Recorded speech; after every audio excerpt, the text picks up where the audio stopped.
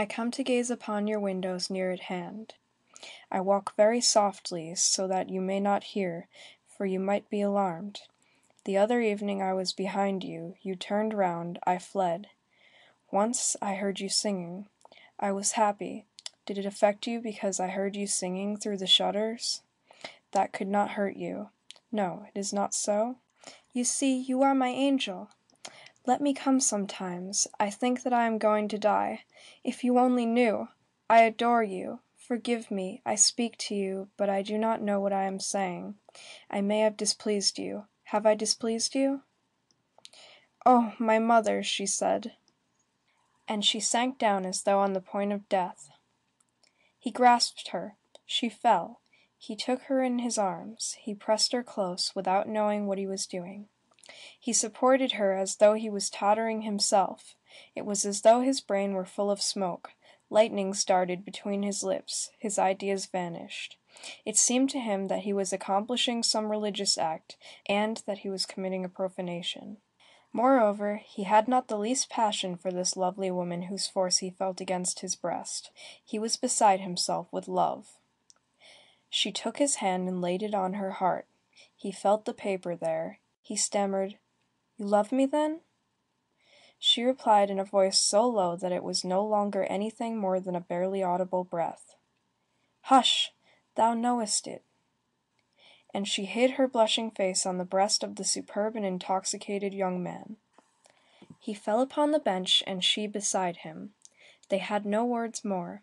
The stars were beginning to gleam. How did it come to pass that their lips met?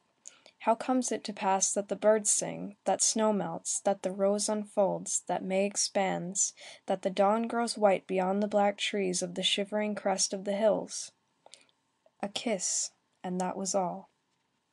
Both started and gazed into the darkness with sparkling eyes. They felt neither the cool night, nor the cold stone, nor the damp earth, nor the wet grass.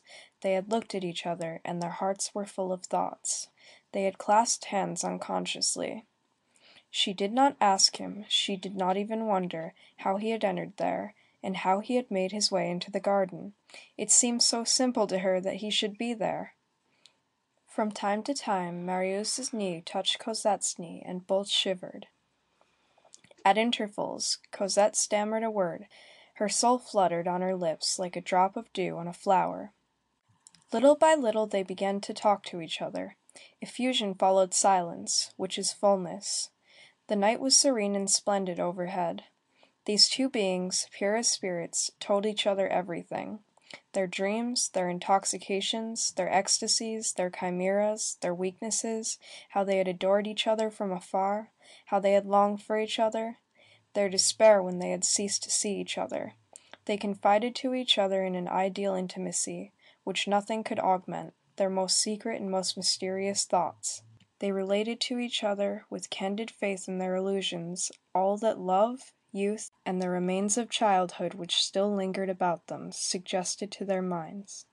Their two hearts poured themselves out into each other in such wise that at the expiration of a quarter of an hour, it was the young man who had the young girl's soul, and the young girl who had the young man's soul.